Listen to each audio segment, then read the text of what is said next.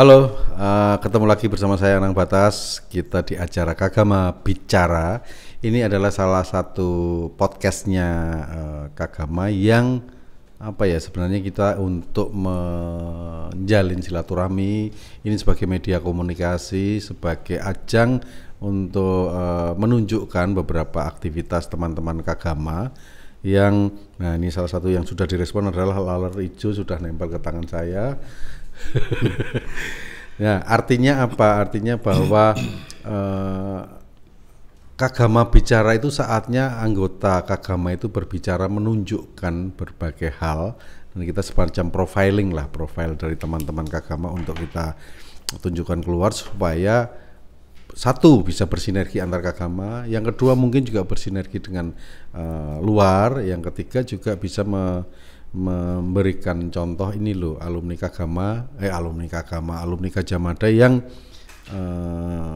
memanfaatkan perjalanan hidupnya itu untuk hal-hal yang positif, untuk kegiatan-kegiatan yang positif, meskipun kadang-kadang belum tentu dengan sesuai dengan bidang ilmu yang kuliahnya. Jadi bagaimana punya jiwa fight, bagaimana mencari solusi-solusi ketika ada masalah. Nah intinya Kagama Bicara ini saatnya teman-teman Kagama untuk menyampaikan suaranya. Baik, pagi ini kita undang seorang tamu namanya Mas Darmaji. Selamat sebenarnya aku nyarapnya selamat pagi. Itu tayangnya ngerti jam piro. Itu. Tadi aku juga udah sempat mikir, aku mau jawab apa gitu. Oh berarti mikirnya baru tadi ya? Selama ini nggak pernah mikir? Kemarin nggak mikir. Mas Darmaji sehat ya, Mas? Alhamdulillah sehat walafiat. Mas Darmaji ini adalah orang yang disiplin yang pertama, karena kemarin sempat saya sentil teman-teman di grup itu kalau yuk belajar disiplin. Datang itu sebelum APH ini buka. Nggak tahu mungkin sebenarnya apakah datang karena disiplin atau mencari peluang-peluang usaha di sini ya. Kebetulan saya bawa kuncinya. Bawa kunci, bawa linggis. Iya. Terus kalau saya lihat profilnya Mas Darmaji ini, dari yang tadinya sempat menjadi karyawan profesional ya, betul, sampai akhirnya menjadi pengusaha peternak.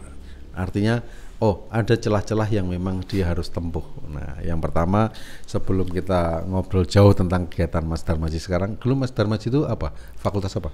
Kebetulan saya dulu kesasar di Fakultas Teknik Sipil. Teknik Sipil. Jurusannya peternakan. Itu jurusan baru di UGM. Tenane lho. Iya. Tenane lho. Iya bener. Kandake kanu lho, kampus. Kandakno ora apa-apa, men digawe besok. Jadi ada Fakultas Teknik Sipil jurusannya peternakan gitu. Karena dulunya di Teknik Sipil lalu sempat bekerja di bidang Teknik Sipil, sekarang kecemplung di peternakan ya. Kalau di bidang Teknik Sipil sampai dengan sekarang alhamdulillah. Masih hobinya di kontraktor. Hobi loh. Hobinya di kontraktor. Hobi kontraktor gitu. Keren loh. Hobi yuk nyambut gawe loh. Ya, itu tadi, hobi kontraktor. Hiburannya di peternakan. Nah, pekerjaannya ini dolan dan ngopi. Dan seperti ini pekerjaan. Nah, serawung. Iya, itu. Angkatan berapa? Masuk angkatan 92. Oh, unda-undi lah sama teman-temannya. Bukan sama saya, sama teman-temannya. Ini 95 ya? Aku 2010 berarti satunya 200. Ya. Murah lah. Mas Darmaji. Ya. Apakah dari kenapa milih teknik sipil ya waktu itu? Apakah dari keluarga memang ada basic yang bekerja di dunia sipil? Kebetulan alhamdulillah tidak ada. Tidak ada sama sekali. Jadi kebetulan dulu kalau keluarga besar saya itu lebih banyak di gigi. Jadi di keturunan gigi, di perawat gigi dan sebagainya. Jadi ada 3 orang yang di dunia gigi gitu. Jadi satu-satunya yang teknik sipil Mas Darmaji? Saya. Satunya teknik sipil itu. Orang tua apa? Orang tua dulu kebetulan kerja di Fakultas Kedokteran Gigi. Kok iso? Oh mungkin tujuannya waktu itu kan dulu memang banyak kasus gigi-gigi yang rapuh gitu ya. Sampean ke teknik sipil untuk fondasi giginya itu sebenarnya. Saya ganti dengan cor gitu. Iya. Jadi saya mempelajari itu. Enggak, kenapa di silsilah keluarganya lebih banyak ke kedokteran gigi tapi sampean langsung malah ke karena kebetulan saya memang dulu tidak tertarik dengan gigi. Jadi dulu orang tua saya itu sudah mengarahkan ke gigi Jadi sebenarnya dari SMA-nya, dari kan dulu ada perawat gigi itu. Oke. Nah sekarang jadi vokasi kalau nggak salah. Tapi saya tidak tertarik. Nah selesai SMA pun juga saya diarahkan ke sana. Tetap saya dianggap sebagai pemberontak gitu. Gitu. Tertarik di teknik sipil sejak? Sebenarnya tertariknya itu sejak saya lulus kuliah itu baru tertarik. Karena saya daftar itu dulu tidak minat. Pokoknya asal daftar ya. Gitu. Kan asal daftar itu maksudnya apakah waktu itu teknik sipil pesaingnya sidik? Enggak atau enggak? Ada teman yang ngajak, ayo daftar sipil. Ya, ayo. Sipil ini apa? Bilang gitu. Enggak tahu. Daftar ya enggak ngerti dulu. Waktu daftar enggak tahu. Ini memang bego banget memang. Enggak, tapi memang fenomena enggak tahu ya, mungkin sekarang pun juga masih banyak yang teman-teman ketika mendaftar kuliah itu aku nggak tahu ngapain gitu kan. Betul. Bidang kuliahnya apa? Kayak saya misalnya gitu. Nggak tahu dulu masuk antropologi itu sebenarnya apa. Dan yang lucunya banyak keluarga saya itu masuknya ke antropologi. Bapakku arkeologi. Nah, aku antropologi, istriku terjebak di antropologi, akhirnya tak petik itu. Kakaknya istriku antropologi, kakak iparnya antropologi, ponakannya dia antropologi, ponakanku antropologi. Lah kok anakku ki arep antropologi terus padahal udah ada contoh-contoh yang antropologi gagal itu kan. Saya sekarang yang dipakai malah antropurinol. Nah, ya itu tadi. Karena samurat. Ya. Akhirnya gini. Kan tadi disampaikan mungkin lah masuk tertarik ke sipil setelah lulus kuliah. Nah, ketika proses selama kuliah itu menemukan feel-nya ke sipil semester berapa? Saya mulai menemukan feel-nya di dunia sipil itu mau kerja praktek. Berarti semester akhir ya? Jadi posisinya begitu saya melihat survei lokasi kejar praktek sampai Jakarta, Jawa Tengah dan Jakarta lah. Itu nikmatnya bisa menikmati teknik sipil itu. Karena? Ya tadi kerjanya kok kayaknya enak gitu loh.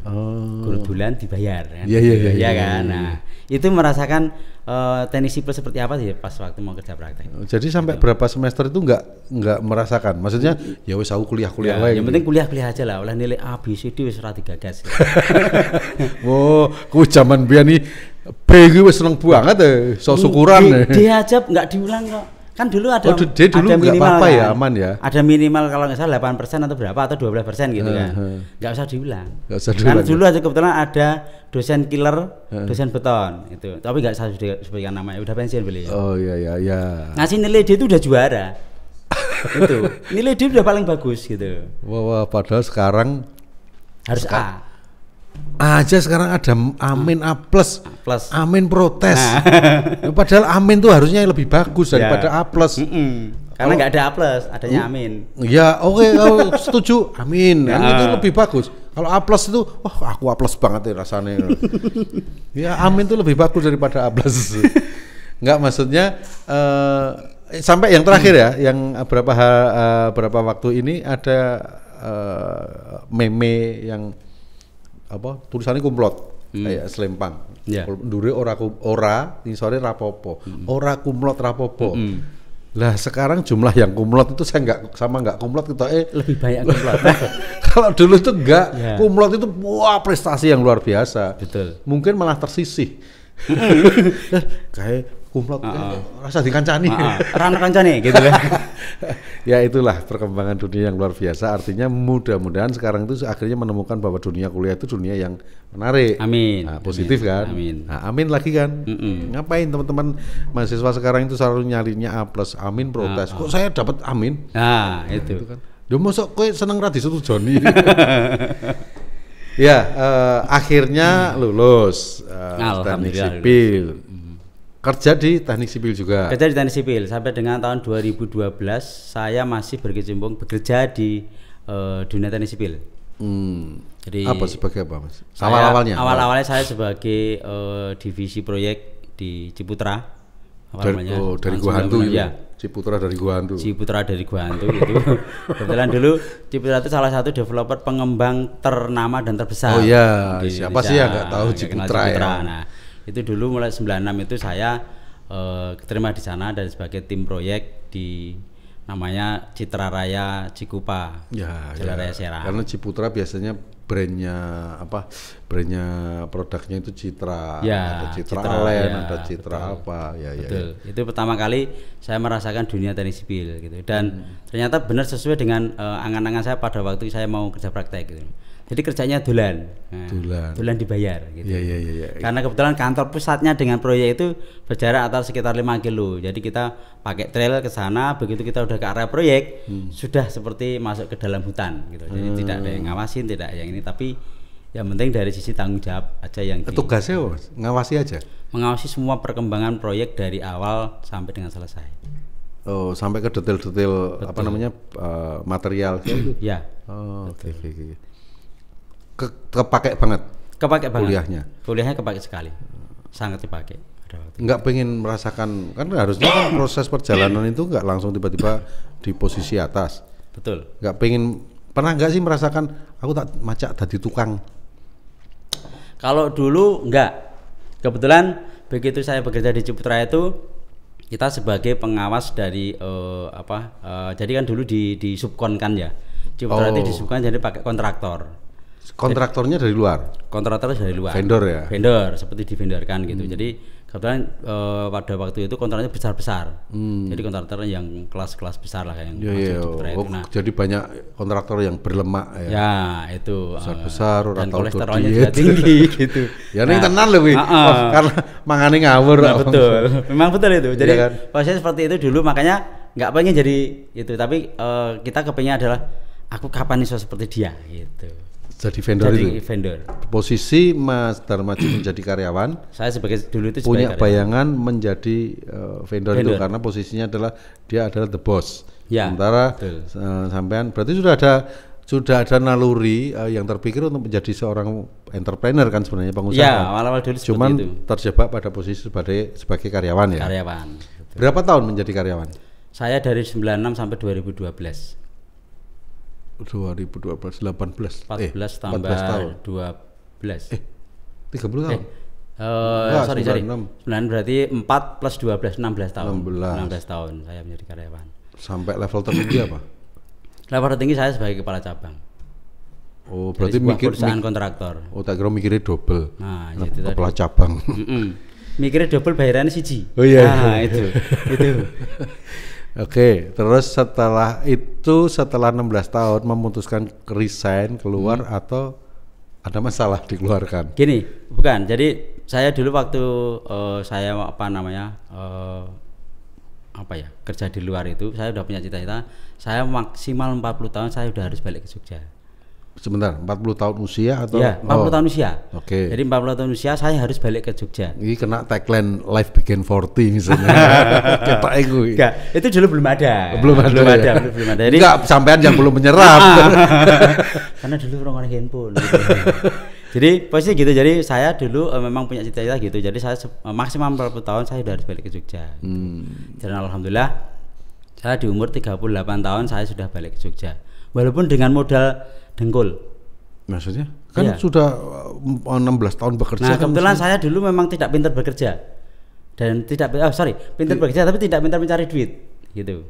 Oh, tapi dari gaji enggak menabung. Dari sisi gaji iya benar. Tapi itu tadi tidak pintar mencari duit gitu. Karena kalau teman-teman saya yang teman main dan sebagainya, yang orang proyek, kalau melihat posisi saya katanya rumahnya udah tingkat 5 gitu. Dengan posisi seperti itu. Tapi rumah saya alhamdulillah pada waktu itu belum punya gitu loh. Lu malah keren jenengan. Dia rumahnya tingkat 5 karena dia tinggal di flat. Jadi bawah-bawahnya itu punya orang lain. Enggak, maksudnya dari kita ambil sisi positifnya ketika sampean itu merasa tidak bisa cari duit. Itu kan banyak sebenarnya kalau tipikal pengusaha yang baik kan memang bukan mencari duit yang mencari sampean. Ya, alhamdulillah kan akhirnya terbukti ya. Ya, karena yang bekerja itu bukan kita. Biarkan duit yang bekerja kepada kita. Dan aset yang bekerja. Ya, aset dan CD. Nek CD-nya rada riskan. SD bolak-balik. Ya, oke. Begitu 38 tahun balik ke Jogja, dan itu sebenarnya menyalahi janji loh itu. Kurang 2 tahun. Kurang 2 tahun. Berarti kumlot. Nah, apakah ketika berarti resign ya posisi? Betul, ya balik resign, ke Jogja umur 38 tahun langsung usaha? Kebetulan dari saya umur 38 tahun itu dalam tanda kutip saya dulu memang sudah menyiapkan. Jadi saya nanam dulu dalam tanda kutip. Sebelum ke 38 ini. Ya, sebelum 38 itu saya sudah menanam. Saya menanam tapi area tanam saya adalah di Jogja. Jadi begitu saya resign, saya pulang selang 1 minggu saya banyak tawaran yang untuk megang proyek. Oh, tapi masih menjadi karyawan. Oke. Nah, dalam tanda kutip itu termasuk pertama adalah tawaran saya paling besar adalah pada waktu itu sekarang Pakuwon. Dulu masih Hartono Mall. Ya Hartono Mall. Hartono Mall itu pertama kali kebetulan yang bangun ning mentang-mentang wong teknik sipil ya tangane rasang ngene. Ngerajang ini biasa masak. Ya ngene iki ning rasa tekan meja soalnya suarane iso duduk. Oh gitu ya, nyampe ya. Oke. Oke, jadi langsung balik tapi langsung masih kerja. Tapi sempat menjadi maksudnya gini. Kan tadi sampaikan seolah atau seperti bekerja. Berarti kan sampean sudah terlibat di pada kepemilikan. Ya. Sudah. Jadi gini, waktu pertama kali itu saya tawaran pertama adalah Hartono Mall dulu, sekarang Pakuwon. Tapi kebetulan sebelum Hartono Mall itu saya sudah mengiyakan teman yang kebetulan dia punya perusahaan developer di Jogja. Untuk membantu manajemen dari sisi desain. Dari sisi desain di kantornya. Desain konstruksi. Desain konstruksi dan perumahan. Developer gitu ya. Saya sudah mengiyakan itu plus saya kebetulan pada waktu itu saya mendapatkan pekerjaan kalau nggak salah 2 atau 3 unit rumah gitu pertama kali dari teman juga. Nah karena saya sudah mengiyakan itu yang Hartono Mall saya lepas dalam tanda kutip karena kebetulan kontraktornya adalah teman saya waktu di Jakarta. Nah ini mungkin tak potong sebentar. Jadi yang paling penting adalah salah satu yang saya sampaikan di awal di podcast tadi itu bahwa jaringan. Yes. Yang paling penting. Jadi Mas Darmaji pun juga dengan misalnya yang tadi di Pakuwon, di dengan temannya menjadi developer segala macam karena jaringan ya, karena pertemanan, relasi. Nah ini fungsinya Kegama sebenarnya kan salah satunya harusnya itu. Betul. Menjahit, menjalin, saling berhubungan. Kalau memang bisa bekerja sama, alhamdulillah. Kalaupun tidak kan terjalin silaturahmi. Yang penting pertemanan. Yes. Nah setelah malang melintang dengan teman-teman yang lain. Nah, pertanyaan saya mulai memutuskan menjadi sendiri. Ya. Itu setelah berapa lama dari situ? Ini setelah saya memutuskan pindah dari Jakarta pulang ke Jogja, itu sebenarnya saya sudah memutuskan untuk sendiri. Okay. Nah, makanya di Jogja itu saya membantu teman itu hanya 3 bulan. Oh, yang hanya tadi 3 bulan pertama. 3 bulan tok. Habis itu saya sudah ngomong bikin ke beliau, bikin sendiri. Jadi saya bilang ke beliau, Mas, saya sudah cukup membantu. Ini sudah jalan. Dan kalau saya mau membantu, boleh nggak saya posisi dari luar? Maksudnya saya partner. Jadi saya sebagai vendor, sebagai subkon di perusahaannya. Akhirnya diiyakan. 1 perumahan semua dikasihkan ke saya. Dalam dulu kalau nggak salah 11 atau 13 unit rumah semua dikasihkan ke saya. Itu. Artinya kan yang penting fair ya, hubungannya fair, komunikasi yang dibangun baik. Betul. Karena ada beberapa yang kadang-kadang staf keluar dari kantor itu hubungannya jadi nggak bagus. Betul, yang pertama, yang kedua bahkan berpartner pun ada yang ketika ada partner yang tadinya di bawahnya tiba-tiba dia harus bisa mandiri dan lebih bagus, kadang-kadang ada yang nggak bagus gitu. Nah ini catatan penting teman-teman bahwa ketika berhubungan harus selesai dengan baik. Betul. Jangan sampai ketika berhubungan itu dengan selesai yang satu puas yang satu tidak. Itu yang susah. Boleh. Berhubungan kerja ya maksudnya. Gitu. Ya, itu pun juga. Yes, itu betul. Oke, setelah 3 bulan akhirnya mandiri itu udah langsung hajar ya. Langsung hajar. Dan saya sudah sampaikan pada teman saya itu, saya bisa membantu dari sisi luar, tapi saya tidak punya uang. Bisa nggak saya dibantu? Dalam tanda kutip saya dikasih DP. Iya. Enggak, maksudnya gini, sampean ketika memutuskan mandiri itu benar-benar dalam tanda kutip tidak punya modal untuk standarnya seorang developer vendor gitu. Jadi makanya tadi saya sampaikan bahwa saya pulang resign di Jogja itu dengan itu tadi saya mungkin pintar bekerja tapi tidak pintar mencari duit. Saya modal benar-benar dengkul. Saya resign dari Jakarta itu saya dikasih modal sama perusahaan saya dulu itu pada waktu itu masih zamannya BlackBerry. Masih BB. Mungkin kalau yang teman-teman sekarang nggak kenal BB ya. Iya, nggak tahu. Kenalnya bubuk gitu sekarang. Jadi dulu dikasih model itu BB. Jadi kebetulan manajernya, direkturnya keuangan itu menyampaikan bahwa BB-nya Pak, BB-nya dibawa aja. Enggak, ini punya perusahaan. Dia bilang enggak apa-apa Pak, udah bawa aja. Jadi semua sampai kartu telepon kita kembalikan. Iya. Nah pada waktu itu saya dikasih modal BB itu karena itu isi adalah relasi saya semua. Iya. Itu. Nah yang kedua adalah saya dikasih modal karena modal saya kantongnya itu enggak ada isinya. Modal saya adalah dengkul. Kalau saya satu dengkul itu 500 juta, berarti saya punya 2 dengkul. Nah modal saya adalah 1 miliar. Nah itu modal saya dulu. Itu dengkul rawono itu rasanya susah banget ya. Itu makanya dengkul kudu sehat. Gitu. Oke, catatan lagi ini berarti. Yang pertama tadi saya bilang jaringan. Yang kedua adalah trust, kepercayaan. Karena ketika berrelasi bisnis, Mas Darmaji harus membangun satu komplek perumahan, tapi nggak ada modal dan ada yang pertama trust, yang kedua adalah ada bargaining, bargaining kan, bargainingnya adalah aku dikasih DP dong untuk bisa jalan. Betul. Nah kalau itu nggak ada unsur kepercayaan pasti orang nggak mau. Nggak akan mau. Yang pertama itu, yang kedua kalau tidak ada keterampilan tawar menawar pasti juga susah. Orang pengen hanya menunjukkan ya oke. Terus dia pinjam di tempat lain, nah mungkin malah numpuk kan. Oke, itu mulai merasa dalam tanda petik apa ya istilahnya powerful dalam tanda petik, itu punya modal yang aman untuk akhirnya bekerjanya lebih, bisnisnya lebih mantap lagi. Itu berapa lama setelah itu? Jadi saya mulai memantap dalam tanda kutip kalau saya mau memulai suatu pekerjaan proyek ya, itu saya mulai dari 2015.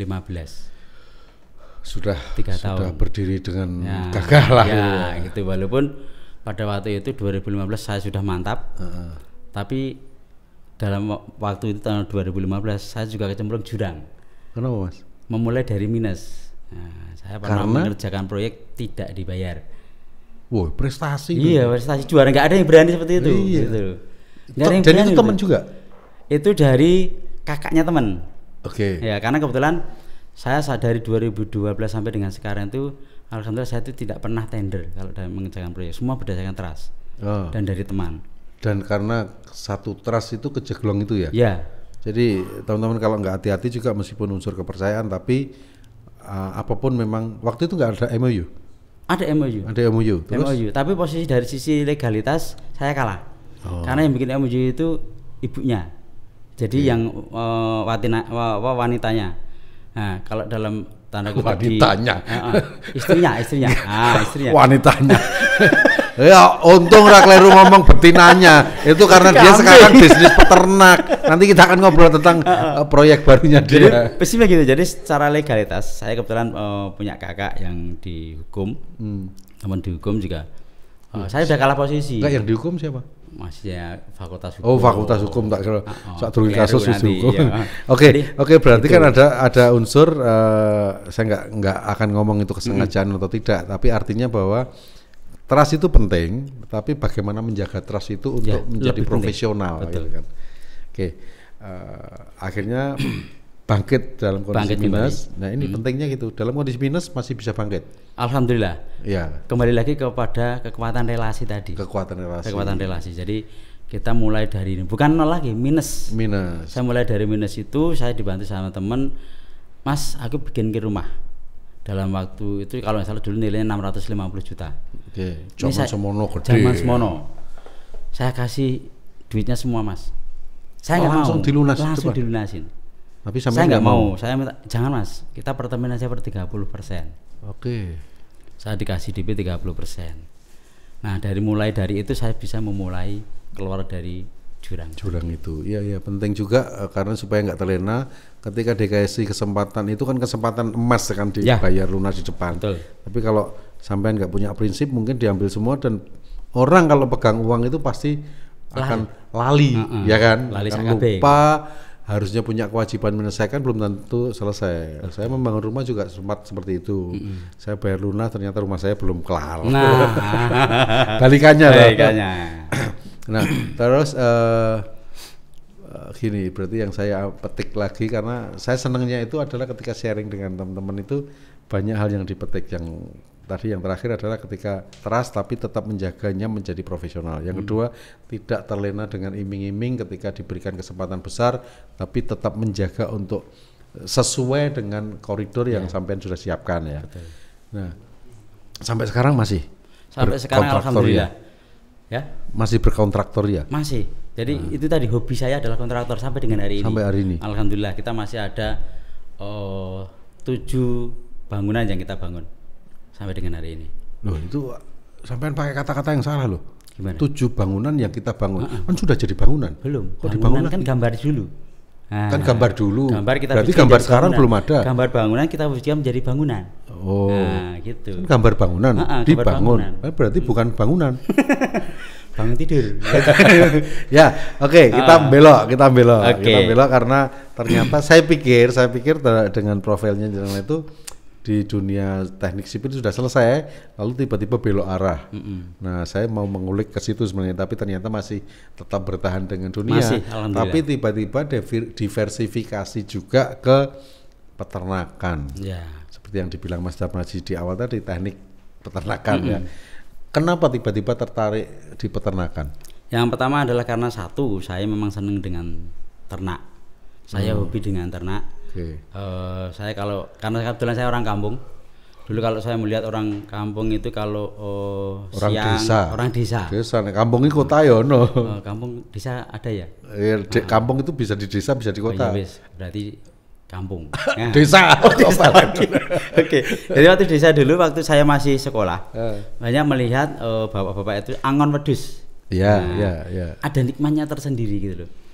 Wedhus diculke, iya kan? Dia duduk di bawah pohon, santai mungkin ngerokok dan sebagainya. Iya, Itu iya. nikmatnya gitu loh. Sampai pernah mencicipi itu? Tidak pernah. Bisa mendengarku.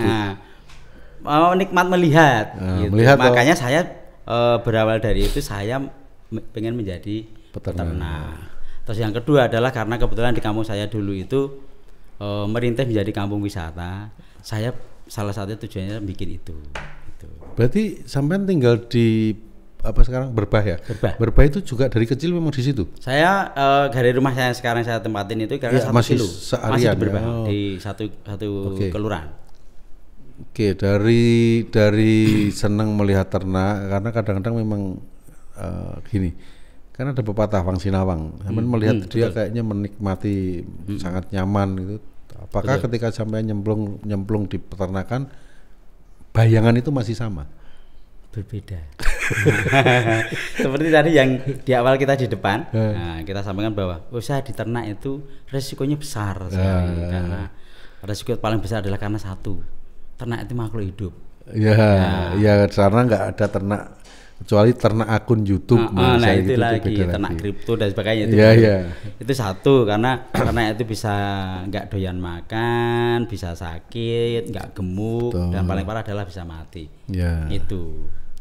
Dan pernah mengalami di awal-awal usaha di atau awal atau di pertengahan juga pernah. Oh gitu, nggak menyurutkan tekad. Tidak menyurutkan tekad. Nah pertanyaan saya kan ternaknya domba ya sekarang. Ya, domba kambing. Dari awal memang spesialisnya domba kambing. Domba kambing. Karena jenengan selain senang ternak, spesifikasi lagi jenengan senang sama domba ya. Ya, sama kambing. Jodohnya sama domba dan Jodohnya. kambing. Enggak jodohnya tetap sama itu. Jodohnya sama usaha maksudnya. Iya. Oh gitu. Oke, kenapa memilih domba dan kambing? Ya karena yang dilihat si tadi itu yang Ya, pertama itu, yang kedua adalah perputarannya bisa lebih cepat daripada sapi. Iya, karena ibaratnya gini, kalau sapi itu modal besar dan kemungkinan ketika kena penyakit ya sudah ludes. Tapi ketika dibagi dengan jumlah domba atau kambing, mungkin yang kena sakit satu selama ditangani dengan baik, yang lain masih terselamatkan. Ya, Dan untuk perputarannya bisa lebih cepat. Kalau sapi itu praktis hanya waktu korban 1 Oke. tahun sekali. Kalau kambing domba itu bisa tiap hari. Karena kebutuhan daging domba, daging kambing di Jogja saja itu warung sate aja kurang ya, suplainya Betul, dari itu luar bisa mendekati di kota. angka 2.000 per hari yang disembelih. Per hari. Satu Jogja. Satu Jogja. Satu Jogja. Oke. Sampai juga salah satu supplier di. Dulu ya. Sekarang sudah kita batasi. Iya, sekarang Yang 2.000 per hari itu di sekarang? Semua ya. Sekarang ya? Iya. Artinya kan ketika sebulan berarti 2.000 kali 30 aja sudah 60.000. Iya. Padahal peternak domba dan kambing mungkin benar-benar nggak mencukupi ya. Sangat tidak mencukupi. Tersuplai berapa persen sih yang dari Makanya Jogja gini, sendiri? saya nyuplai bakalan untuk warung sate dan sebagainya tidak hanya orang Jogja. Dari luar kan? Dari luar, dari Temanggung, dari Wonosobo, bahkan dari Magelang. katanya sampai luar pulau juga Iya. datangkan. Kita mendatangkan bibitnya itu dari luar pulau. Biasanya kalau kita bibit itu dari Lampung, Medan dan sebagainya. Ada yang kalau sekarang yang untuk pembibitan itu justru dari Australia, impor dari Australia. Iya. Untuk pejantannya ya. Untuk pejantannya dari Australia. Ya. Oke, biar lebih menukik ke ternaknya. Sekarang fokus di breeding, fattening atau dua-duanya? Awal mula kita fokusnya di breeding dan fattening. Tapi sekarang setelah Covid ini kita fokus full semua di breeding. Breeding kambing maupun domba. Oh, jadi memang khusus breeding itu breeding adalah kalau fattening itu penggemukan. Ya. Kalau breeding itu adalah produksi mengawinkan jantan dan betina. Ya, sampai ke menganakkan lah ya. Tapi kayaknya saya lihat sampai tadi bawa susu kambing. Nah, itu salah satu produk kita yang di bidang kambing. Berarti bukan breeding kan kalau yang susu? Breeding juga, karena kambing kalau mau mengeluarkan susu, dia bisa produksi susu, dia harus kawin dulu, bunting, baru beranak, baru bisa diperah. Oh, jadi karena posisi setelah beranak dia baru bisa manusia ya? Iya, seperti manusia sama persis. Keluar air susunya iya. itu karena itu ya? Betul. Kejam ya sampean? Ya enggak, justru sayang. Kalau tidak diperah dia berontak. Oh gitu ya. Tadi, Mbak mana susunya? Ya kita tadi kebetulan membawa susu kambing murni. Susu kambing murni. Jadi ini masih utuh berikut wadahnya. Nah ini ding. Ini boxnya. Ini adalah produknya. Ini yang dijual juga. Kalau kita posisi yang dijual itu biasanya gini, dalam kemasan 1 liter. Oh, gitu. Kayak jadi produk produk 1 liter hanya di plastik. Biasanya kalau kita kemas seperti ini itu biasanya kalau untuk ada kunjungan di Elfam. Karena kebetulan nama peternakan di kita itu namanya Elfam. Elfam itu dari Elfam itu sebenarnya inisial dari yang punya. Kalau saya kan sebenarnya pengelola ya tadi ya. L dari yang punya, kan itu punya Maksud. L itu kan inisial dari namanya Lintang. Anaknya jenengan. Itu kebetulan umurnya baru 8 tahun. Siapanya? SD kelas 2. Lintangnya itu. Dia yang punya. Kebetulan anak saya gitu. Oh, tak kira dari nama pemilik itu namanya Darmaji kok L Larmaji. L Darmaji gitu. Ternyata bukan produk Jogja. Jadi Surabaya. Wong L gitu. Jadi kebetulan begitu. Jadi kebetulan di Elfam ini bisa dibilang setiap minggu selalu ada kunjungan. Karena kebetulan kita juga mau mengembangkan, jadi kita mencoba untuk merubah mindset peternak tradisional. Kalau peternak tradisional itu kan orang-orang kampung itu dia dapat uang dari ternak. Itu kalau jualan ternak. Di Elfam kita menjabarkan rupiah itu tidak dari jualan ternak dulu. Jualan ternak itu sebagai limbah. Oh. Jualan pertama adalah susu, karena dia setiap hari sebagai ATM. Oh karena susu. Susu berarti setiap hari diperah. Loh, katanya tadi kalau kambing itu setelah proses kehamilan melahirkan baru keluar susunya. Makanya kita bikin gimana caranya dia melahirkan terus. Iya, melahirkan terus. Jadi kita bikin schedule. Jadi gantian, betul. Berarti total di Elfam ada berapa kambing? Di Elfam itu kalau total kambing domba itu ada 500 ekor. Kambing dan domba. Ya. Yang perah sendiri Yang berapa? perah itu ada 300 ekor. Wow. Yang memerah jenengan sendiri? Jangan saya. Wah, 300 kesel banget tuh. Itu tadi saya melihat aja. Oh, tetap sama ya. Tetap sama. Sorry, ini penting menjadi catatan. Tadi di awal sampaikan kesenangan karena melihat orang angon. Ya. Nah sekarang sampean juga sama sekali belum pernah dalam tanda petik misalnya belum pernah nyoba memerah. Belum pernah. Breeding itu juga sebenarnya orang lain juga. Iya, termasuk yang ngawin kan juga pejantannya dia. Lah iya, yang mengawini juga yang jantan. Sampean nggak usah ikut-ikut kalau yang itu. Ini kita sudah bisa jenis. Oh iya. Saya berpikir gini, ketika orang konon katanya ya, orang kalau mau merasakan masuk betul itu ya menjadi pelaku. Ya. Tapi sampean mencoba membuat positioning bahwa saya tetap di luar posisinya gitu ya. Ya. Karena kalau di dunia penelitian juga kan partisipasi observasi mau tidak mau kan terlibat. Betul. Sampean tetap melihat dari sudut bahwa saya bukan pelaku tapi saya adalah apa ya istilahnya konseptor ya. Ya, saya coba gini menerapkan bahwa produksi itu pemilik atau IO atau apa namanya pemilik perusahaan lah. Iya, iya. Itu usahakan untuk jangan sampai masuk ke dalam ranah produksi. Oke. Lebih banyak pemilik itu ya kita berusaha untuk gimana cara mengembangkan perusahaan, gimana cara membesarkan perusahaan. Lebih concern ke situ kalau sayanya. Iya. Jadi produksi kita serahkan kepada orang yang memang ahlinya ya. Ahlinya di situ. Ya, saya memahami karena gini. Ada beberapa hal yang kadang-kadang ketika terjunnya terlalu dalam memang ada positif negatifnya ya. Ya. Kadang kalau terlalu dalam akhirnya terlalu sayang dengan domba dan kambingnya dibeli orang kadang-kadang nggak boleh. Iya, kan serius ada seperti itu. Ya. Ada yang kalau nggak salah sempat ada berita viral yang butuh uang, sapinya dijual, tapi dia sampai meluk sapinya sampai nangis meskipun akhirnya tetap dijual. Kan ada seperti itu. Ada. Saya juga ketika misalnya di rumah ya memelihara ada ikan, ada apa, lele bahkan kan untuk konsumsi. Betul. Kami itu nggak pernah mengambil itu untuk kita konsumsi. Jadi benar-benar karena waktu pandemi kita bikin kolam yang siapapun boleh ambil. Itu sama sekali sampai sekarang pun kita udah biar temen aja.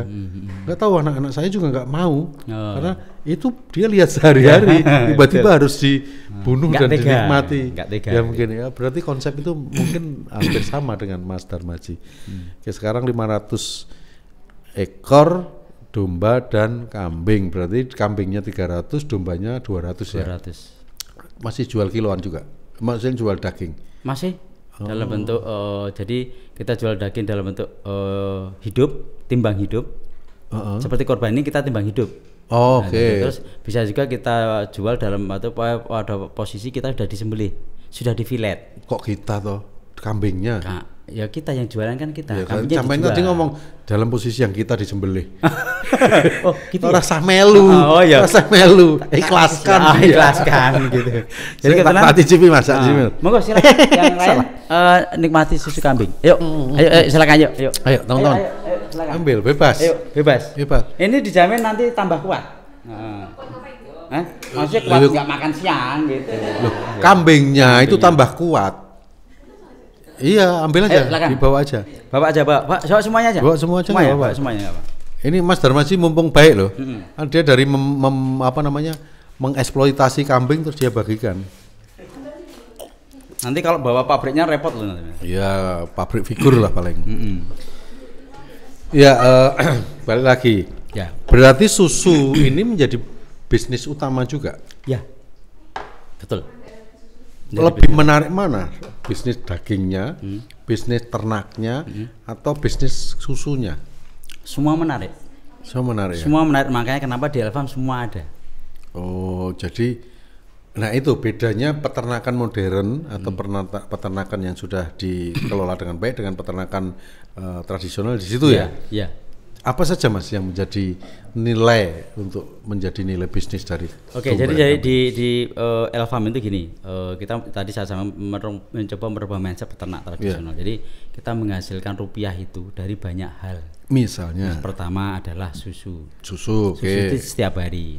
Yang kedua adalah dari kita jualan fesesnya, kotorannya.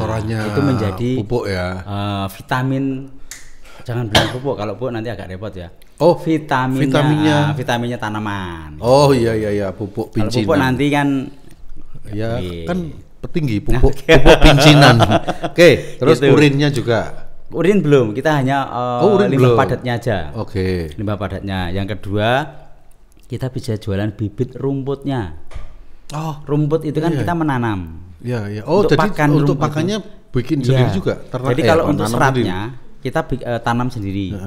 Jadi kita tanam sendiri, kita punya lahan 1 hektaran lebih. Itu kita bisa jualan rumput dan bibitnya. Untuk peternak lain? Untuk peternak lain atau calon peternak. Oh, gitu. oke. Itu yang ketiga. Yang keempat, kita bisa punya omset juga. Tadi kalau susu itu adalah omset harian. Jualan bibit bisa omset mingguan dan bulanan. Ada lagi omset mingguan dan bulanan selain pupuk tadi. Itu juga kita bisa jualan anaknya. Oh iya, anak dari kambing dan domba itu bisa kita jual. Itu. Nah, ada lagi yang kita bisa jualan lebih menarik lagi adalah kita jualan wisata edukasi. Oh, di Elfam ada juga? Di Elfam ada juga. Kebetulan kita tahun kemarin kita kedatangan tamu dari luar Jogja itu hampir mendekati di angka 5.000 orang. Oh ya? Di Elfam. Berarti masuk ke dinas pariwisata dong harusnya? Mestinya, tapi kebetulan saya begitu masuk keluar lagi gitu. Pintu ini banyak banget gitu loh, jadi lali ruangannya gitu. Nggak pakai obat kuat sih. Nah itu tadi. Gitu. Jadi kebetulan itu sangat menarik karena dalam tanda kutip kita jualan tiket. Oke, apalagi Mas? Tuh, terus yang paling utama adalah kita jualan produk kambing dan dombanya. Oke. Gitu. Termasuk pelatihan? Iya, pelatihan juga ya. Itu berbayar juga ya? Pelatihan kalau berbayarnya saya kurangin. Karena kebetulan gini, saya mendapatkan ilmu di dunia ternak itu saya dengan free, gratis. Saya lebih banyak menularkan itu. Dan menjadi kemitraan? Bisa menjadi kemitraan. Ada nggak misalnya dari pelatihan itu akhirnya menjadi mitra? Ya, jadi dalam tanda kutip gini, bukan mitra ya, tapi saya pendampingan. Gitu. Jadi kalau mau bikin kandang sampai bikin seket kandangnya saya bantu. Kalau dia kesulitan mencari pengadaan kambing domba saya bantu. Oke, Mas Darmaji, ini panjang banget sebenarnya. Kita semakin kesini sebenarnya semakin menarik ngobrol, tapi kita sengaja nggak akan sampai tuntaskan supaya orang akan mencari. Jadi jangan sampai orang itu sepuas-puasnya. Kita tahan dulu. Betul. Jangan sampai terpuaskan sepenuhnya. Pertanyaan terakhir. Kalau mau belajar, kalau mau bekerja sama, kalau mau kan pasti menerima, misalnya ada investor masuk, ada yang mau partneran, mau boleh juga kan? Kita arahkan. Nah, kemana? Hubungannya? Jadi gini, Elfam, lokasi Elfam itu ada di daerah Berbah, Jogja bagian timur, itu di sebelah timur bandara. Itu tepatnya di dusun Konden, Jogotirto, Berbah, Sleman. Jadi kalau di Google Map silakan ketik Elfam. Elfam itu sudah keluar semua ya? Sudah keluar semua. Elfam. Ternyata itu masih anggota dengan Elfam Singer. Nah itu saudaranya. Gitu. Oke, terus ada alamat sosmed? Jadi sosmednya ada di Sudarmaji Gojis, ada di Sudarmaji Gojis. Nah, itu nama artisnya di Kagama. Mungkin banyak yang nggak kenal Darmaji, tapi kalau Gojis banyak yang kenal. Itu kebetulan kita dulu di awal-awal kafir berdiri kita ikutan. Terus setelah ada negara api menyerang itu tarik diri gitu. Jadi kalau di Facebook ada Darmaji Gojis, ada Elfam. Di Instagram juga ada Darmaji Gojis, ada Elfam juga. Tapi memang paling banyak adalah dari Google Map Elfam. Itu banyak orang luar yang Oke, Mas Darmaji, sengaja kita nggak akan kulik secara mendalam banget karena supaya justru interaksinya akan lebih banyak ke depannya. Nah, teman-teman kalau mau bekerja sama dengan Mas Darmaji silahkan bisa cari info alamatnya Mas Darmaji, sudah disampaikan tadi semuanya. Dan mudah-mudahan apa yang kita obrolkan itu bisa dipetik, karena ada beberapa, menurut saya saja sebagai host, saya merasa banyak ilmu yang saya dapatkan dari Mas Darmaji, tapi nggak perlu saya ulang karena sudah nyantol semuanya. Dan teman-teman silahkan kalau belum yakin ya putar lagi, tonton lagi segala macam. Pengen tahu detail juga bisa komen di tayangan ini di Kagama Bicara, share, like, subscribe, terus komen juga. Pengen tahu, nanti kita akan sampaikan ke Mas Darmaji bahwa ini ada respon seperti ini supaya beliau menjawab. Jadi ada interaksi di tayangan ini gitu ya Mas ya. Betul. Matur nuwun Mas Darmaji, sukses sama-sama Mas. Amin. Elfam. Amin. A+ enggak? A+-nya enggak. Belum laku. Belum. Sukses untuk semuanya, mudah-mudahan adik-adik bisa terinspirasi. Apapun yang sudah dilakukan oleh teman-teman Kagama pasti bermanfaat. Terima kasih, Mas Darmaji. Sama-sama. Sampai ketemu di Kagama Bicara bersama saya, Anak Batas.